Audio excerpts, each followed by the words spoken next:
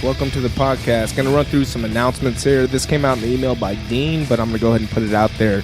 If you have never applied for the WIOA grant or believe that you may qualify it, you're going to contact Jane Greenwald, and she has the information in the email, so check your emails. Get you some information on the grant for tuition. He had a second announcement on here. Yeah, so get your asses down there. Boom. Boom. Apply for that grant. It does help. Defined contribution pension, 401k. There's some changes coming to that. They're going to put on a seminar, training session for apprentices on May 9th. That is something you're going to want to get in if you're interested in investing in your future. That's something. What do you think, Taylor? To be perfectly honest, everyone should be there. It shouldn't be just something that, people that are interested in, because everybody's interested in having a comfortable retirement. I know that it sounds like a pain in the rear to be putting money away now.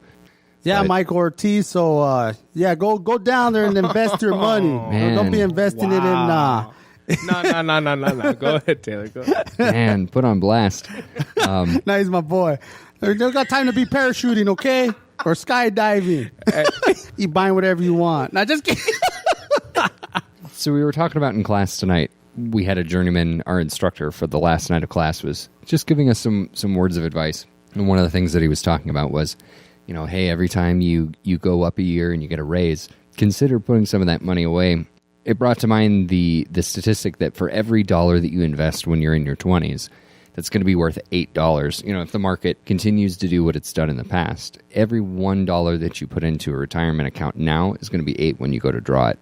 So it's just incredible how powerful compound interest is, and so many fitters and plumbers and trades guys they don't consider that at all.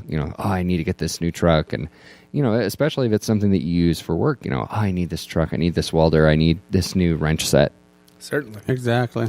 Certainly, and I'm not going to act like I'm any better than that, but the seminar I think would be a good tool. You go in there, hey, so what is this retirement? What is this flexibility we're going to have? And that's one thing that you could look at the options and see what it'll really bring you when you're 15, 20 years down the road instead of starting 15, 20 years down the road. Mm-hmm.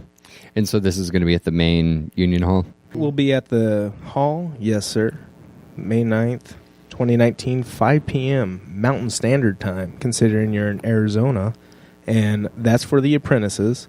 UA Local 469 Union Hall. And then does it say on that email? Because there's a different time that they're trying to get the journeyman in there. Sure. Because even the journeyman really ought to go to this, because we're moving from our old 401k management company to John Hancock. And so they're going to go over all of the new facets of this new financial management company. Yeah, any journeyman out here listening, Tuesday, May 7th, 2019, 5 p.m. That's for journeymen, pre-retirees, and retirees. Also, Wednesday, May 8th is another date for journeymen, pre-retirees, and retirees. All dates have 5 p.m. Mountain Standard Time. That's all I got on that. So that's all I got on the email. Well, yeah. So Shut up, Mark. No, I got to sound like you just ruined the magic there. My magic source of very information. Magical. Yeah. So, yeah. One thing I do want to say is I had an apprentice ask about that other grant that you had. Can you touch on that at all? Even if it's just an overview of the steps and where people could go for that? Yeah, so that's the Profoundly Disconnected Scholarship. That's the one that's put on by Mike Rowe. Mike Rowe is that guy that most people would recognize from the television show Dirty Jobs. He was seeing so many people that were able to make a phenomenal living doing dirty work that other people didn't want to do. And that he's a college-educated guy, but his degree was in, like, Greek literature or something like that. So he's like, I went to college and I spent all this money, and, thank goodness I was able to make it in show business. But he's like, exactly. I don't have any real skills in there. And that's a lot of people do. Sorry, I don't mean to interrupt, but yeah, a lot of people do that. Like, yeah. Go to school to do this, and then before you know it, they're paying for, a school bill that they get another job to pay what they went to school for, and not even the job that they went to school for. Hey, don't undermine them. They're the first person to go to college in their family. First person to go to college, it's expensive. Yeah, in-state tuition at a university can be like $5,000. So, Right. So you were talking about this tuition before we interrupted. I'm sorry, the grant. No, that's fine. And so he started this scholarship, Profoundly Disconnected. And so that's just the website. If you Google Profoundly Disconnected or Micro Scholarship, that'll bring it up.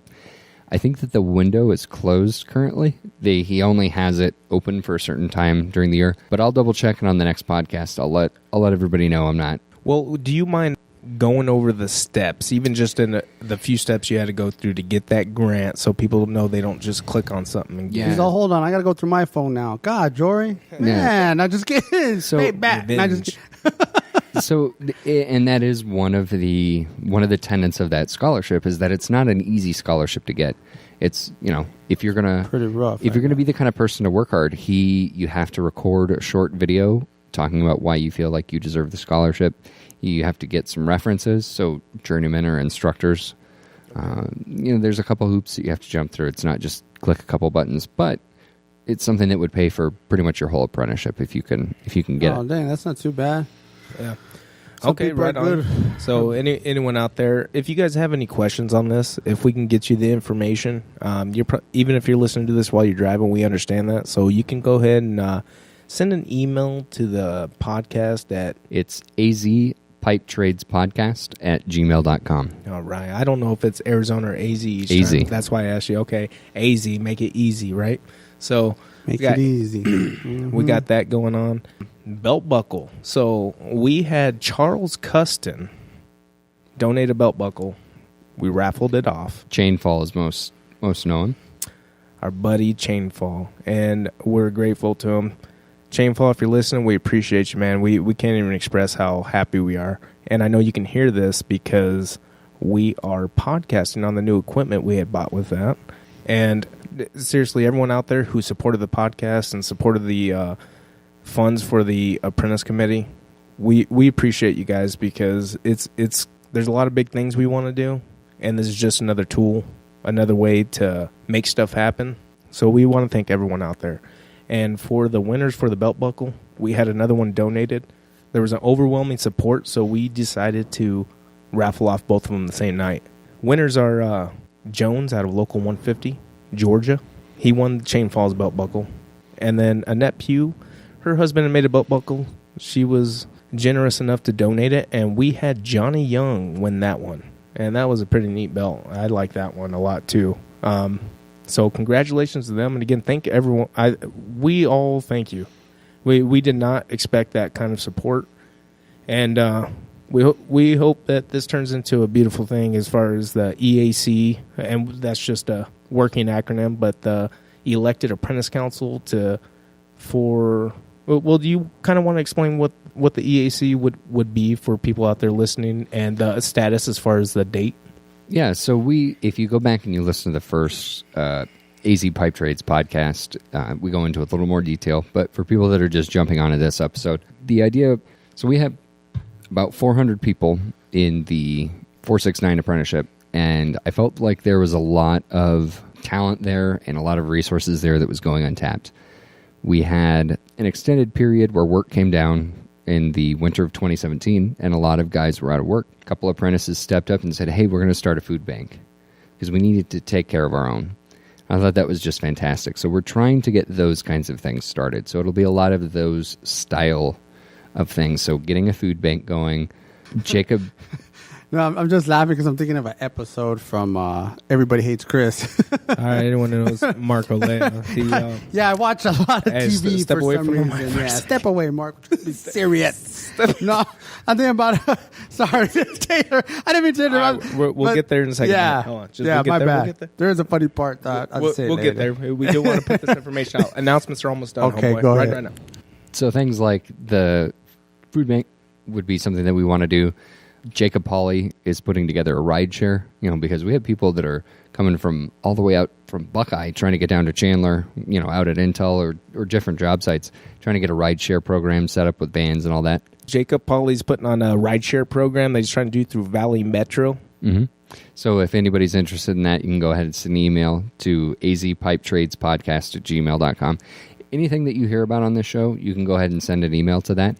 If you have questions for our guests, we're going to start trying to bring on some journeymen that have experience in different subspecialties like orbital welding and CAD and all that kind of different stuff. So any sort of questions that you've got or comments or concerns, go ahead and send that to azpipetradespodcast@gmail.com. We'll answer it on the show, even if it's not trades related, if it's just goofy questions. Mm-hmm. And Mark answer the goofy questions. Okay, not just kidding. we also want to give a special shout out. Yeah, so again, I just wanted to thank everybody again for the donations that you made in the form of the tickets for the belt buckles. We were able to get some really high quality podcasting equipment.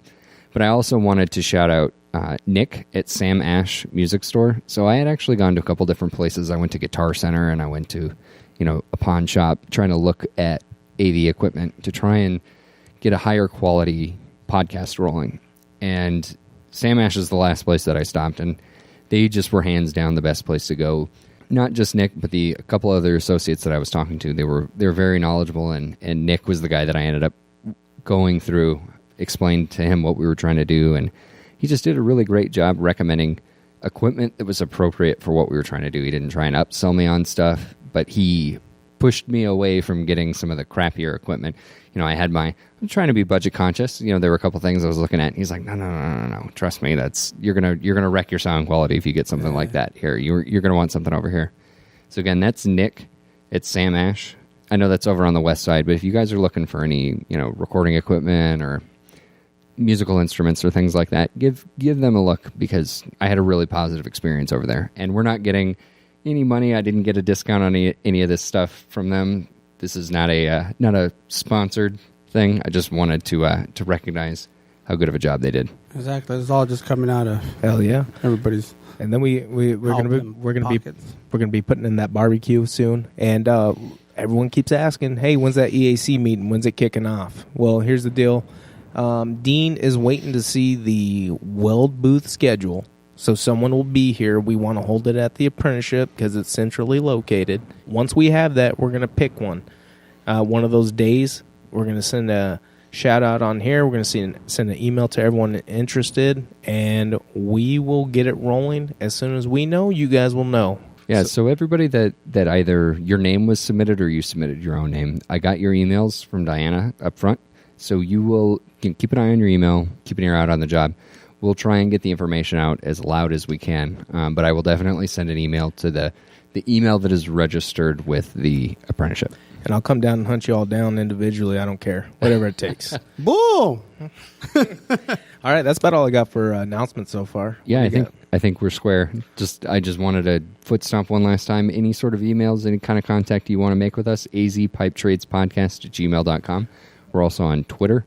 If you look up Arizona Pipe Trades Podcast on Twitter and on Facebook, we're trying to get out there as much as we can on social media. If we have any blind spots, if you like a particular program for your podcast, so for example, my brother was like, "Oh, I was looking for you guys on Pocket Casts." I'm like, "I haven't ever heard of Pocket Casts." So now this Pockets sounds like a nickname. Yeah. Yeah. Hey, Pockets. So if there's something on Van Buren, okay? No, just kidding. So if there's any way that you don't go to the school. Just kidding.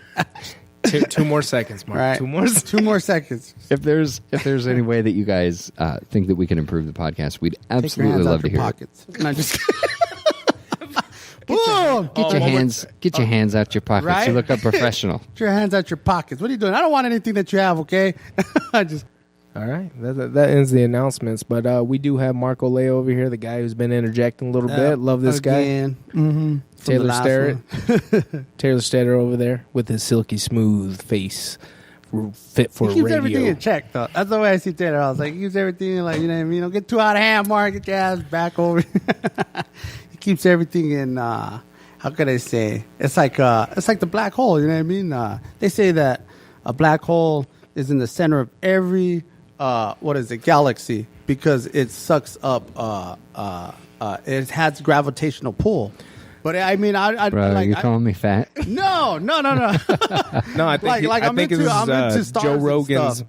Joe Rogan's Mexican cousin over here, trying to. No, this is Joe Rogan. From what I see, Joe the Rogan Discovery from the Channel, hood. I don't know how true that is, but they say that a black hole is usually in every